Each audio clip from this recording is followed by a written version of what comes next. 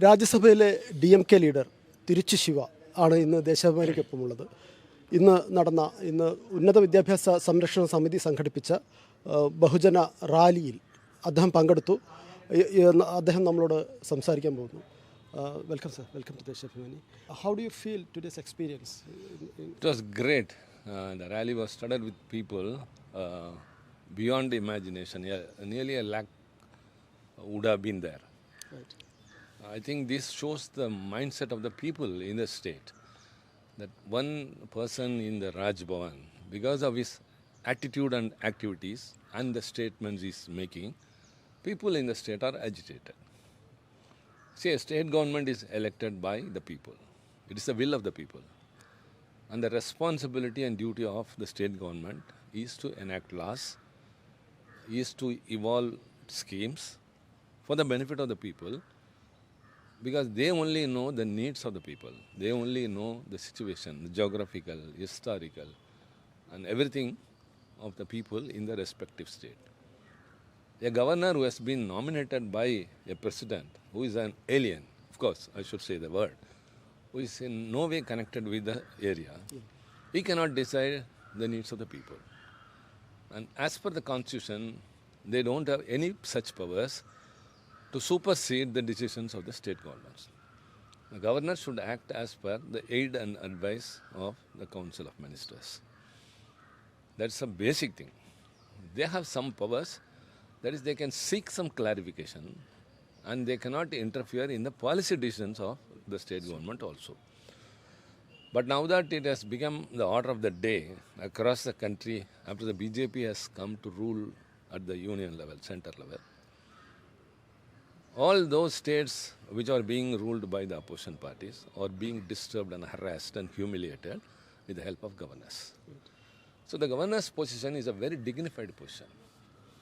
They should be a statesman. They should be a diplomat.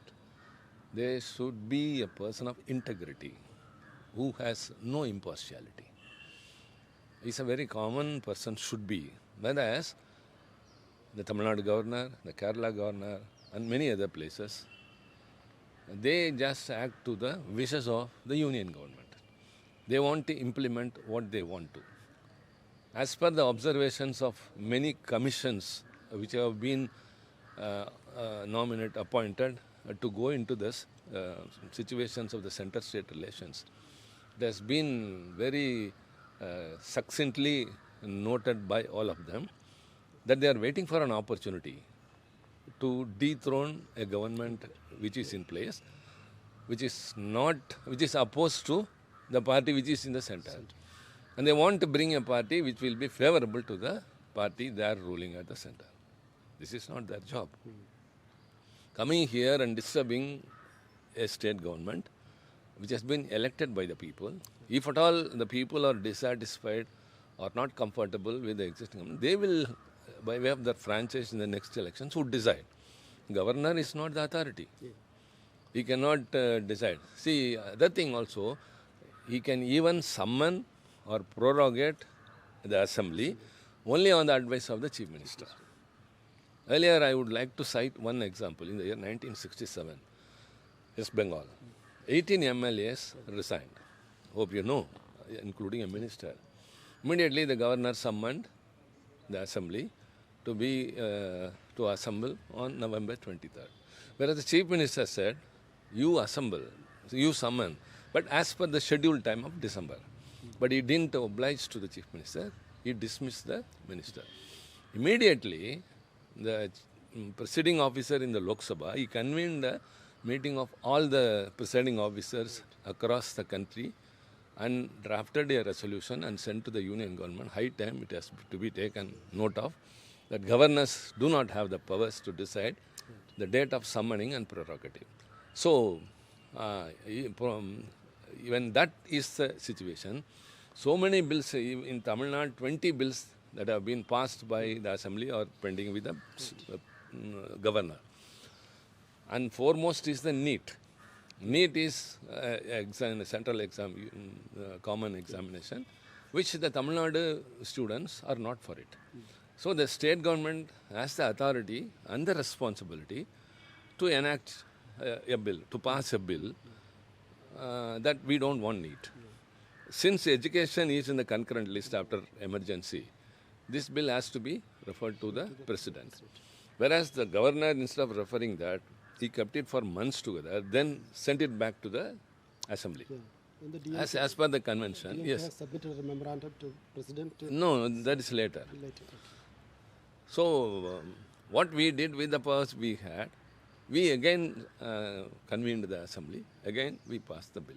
So, in that situation, the governor has no right again to send it or to disown it. So, he referred it to the president, it is lying there. And we have submitted a memorandum now also, because nowadays he is speaking on various issues which are totally not within the limits of the governor.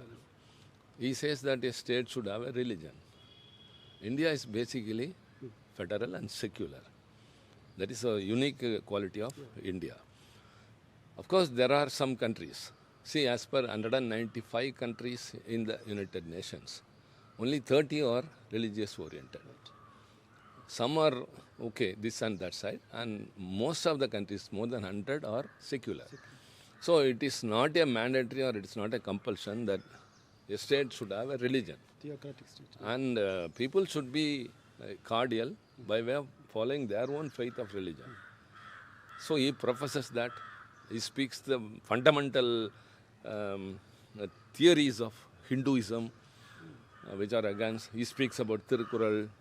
He says translation is, when he doesn't know Tamil, how can you know which translation is right or not? Many such things.